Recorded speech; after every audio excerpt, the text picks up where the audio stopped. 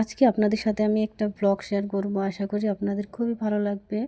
আর ব্লগটি কেমন হলো অবশ্যই জানাবেন। এই যে আমার ননদ সব বাটা মশলাগুলো বেটে নিচ্ছিল। এই যে আমার শাশুড়ি নতুন হাঁড়িতে একটু কাদা দিয়ে নিয়েছে, কারণ হাঁড়িতে যাতে কালি না হয়। এই যে এই বাটা মশলাগুলো বেটে নিয়েছে, কারণ এখানে 5 কেজি ওজনের একটা ব্রয়লার মুরগি রান্না করা হবে। আর এটি রান্না করার কারণ হচ্ছে, এখানে আমার একটা নিয়ত ছিল আমার মেয়ের জন্য, যে আমি পাড়া প্রতিবেশীদের খাওয়াবো একটু মাংস ভাত। এই জন্য এই যে মাংসটা হয়ে গেলে আমার ননদ বেড়ে নিচ্ছে।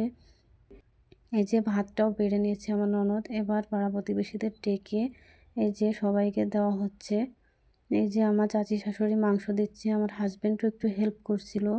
এই নিয়তটার কারণ হচ্ছে, আমার মেয়ে কিছুদিন আগে অসুস্থ ছিল, তাই আমি এই নিয়তটা করেছিলাম। এই জন্য শ্বশুরবাড়ি যেয়ে দিলাম। কেমন হয়েছে অবশ্যই কমেন্টে জানাবেন। আজকের ভিডিওটি এ পর্যন্তই। সবাই ভালো থাকবেন। আল্লাহ হাফেজ।